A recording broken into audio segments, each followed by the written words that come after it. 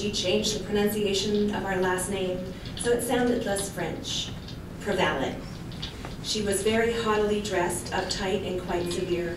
When she laughed, it was always with a glare in her eye. But as she aged into an old woman, she got dementia. And like Oliver Sacks' patient Vera B., who used language purely associatively and would suddenly break into song, my grandmother, who had shown no interest in music during her life, suddenly sang all the time.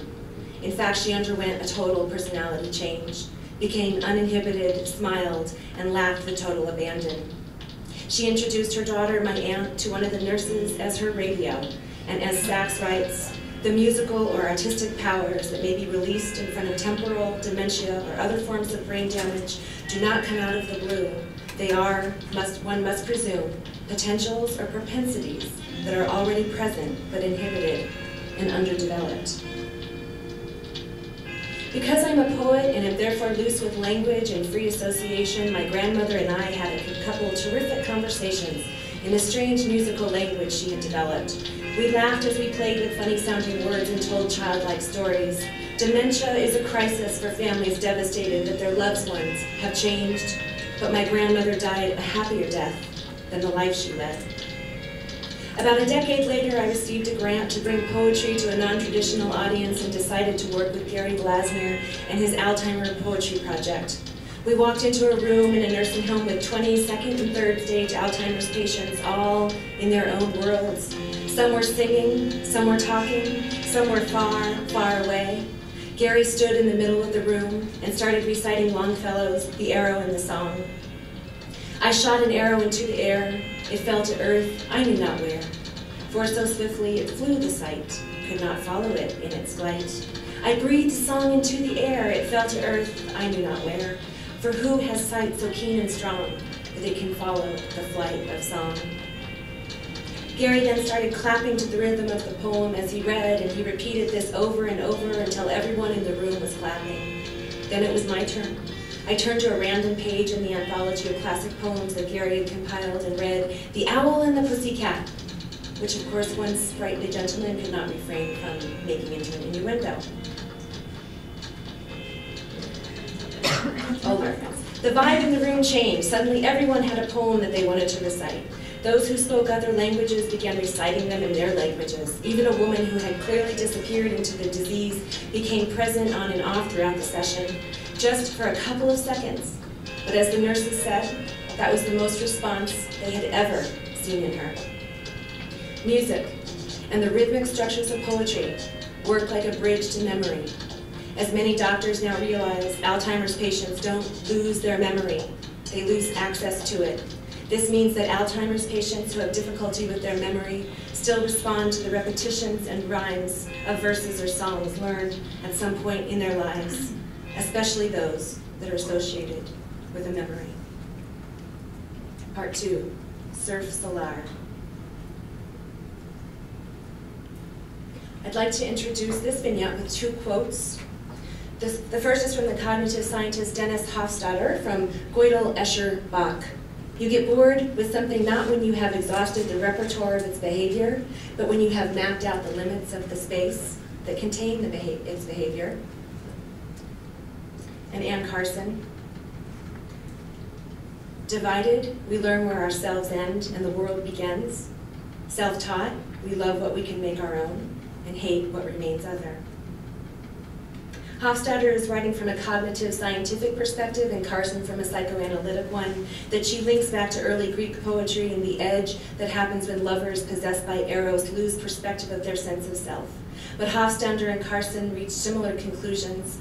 Our minds create borders around what we think we know, and when we come up against the edge of that border, when we're challenged to hear or see differently, often we will recoil. In other words, the mind will tune out unless a worldview is confirmed.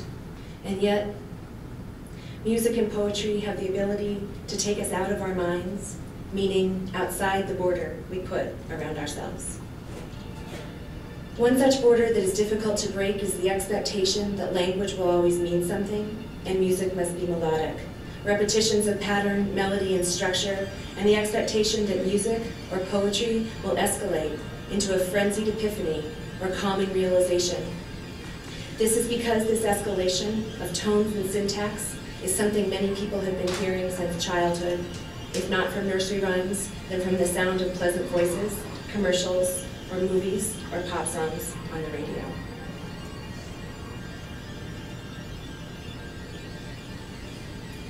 Here are the last two stanzas from two very different poems.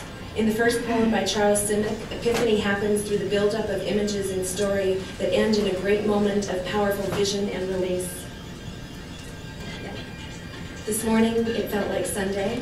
The heavens did their part, by casting no shadow along the boardwalk, or the row of vacant cottages, among them a small church with a dozen gray tombstones huddled close, as if they too had the shivers.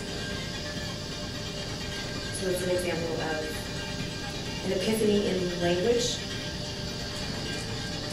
And then the final stanza is from Clark Coolidge's, and Gone Flat, sorry. Opening a new cigarette to calmness, a zipper is there, the bottle is pebbled, a boarded pavilion in the rain dance, obstacle meet, lobber, let's get stifled, castle, Caveston, a useless afternoon, the siphon is loose, let's try mahogany. So in the first, the epiphany happens through the buildup of images and story that end in a great moment of powerful vision. In the second, the epiphany happens when you figure out how to read it, which entails suspending your mind's expectation that a poem must contain an epiphany, and instead you relax into hearing the music in the language, which doesn't literally have to mean identifiable rhythms and tones, but rather a reflection that glides with the sound of the words and the impressions they leave behind in your mind. Epiphany is a loaded word. It's associated with being taken outside of ourselves. To describe it, we see that something was triggered deep inside of us, or we were stopped in our tracks, or suddenly moved. But what is it exactly? It was first used to describe the sensation of beholding a deity, or the sudden apparition of a god, as in the story of Moses on the mountain, or the apparition of Christ after his death.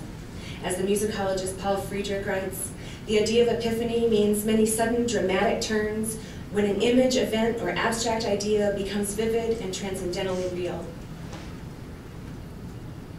But these sudden dramatic turns do not manifest out of the blue. There was a star that guided the Magi to the haystack.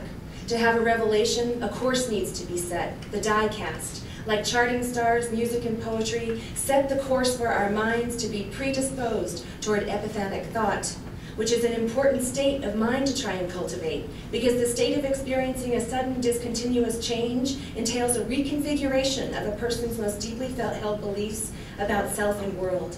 In Buddhist terms, it might be a moment when borders fade away and the mind becomes present, or to say it bluntly, it's a moment when we get over our big bad selves in order to sit back and hear the music or the language instead of the incessant chatter, so often negative, that reverberates through our thoughts. It's the moment when the mind gets pushed aside and, I don't understand this, therefore I hate it, is suspended. Again, a quote from Dennis Hofstadter and Gödel Escher Bach. Form in music is expressive, expressive to some strange subconscious regions of our minds. Music triggers clouds of emotion in our innermost selves. In that sense, musical meaning is dependent on intangible links from the symbols to things in the world, those things, in this case, being secret software structures in our minds. This software is the fragments and patterns that are built up and repeated or reiterated as we accumulate experiences in our lives. These patterns are uniquely building in our minds at this moment, and for better or worse, giving us a sense of self. And when reading or hearing poetry, an epiphany, often associated with the sense of vision, as the mind condenses and synthesizes the infinitely ramifying meanings of language with patterns of music already forged in our minds.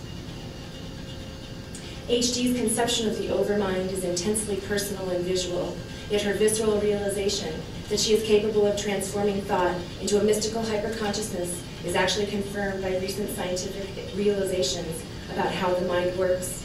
These are the synapses that connect all of the patterns and fragments of information that we have accumulated from memories built up as we live our lives. They form a unique underwater-looking system, and it's magic, or the music of language. And it is music, or the music of language, that heightens their connection, firing them into new patterns of recognition that just might take us out of our minds, or into the overmind, where even just for a moment.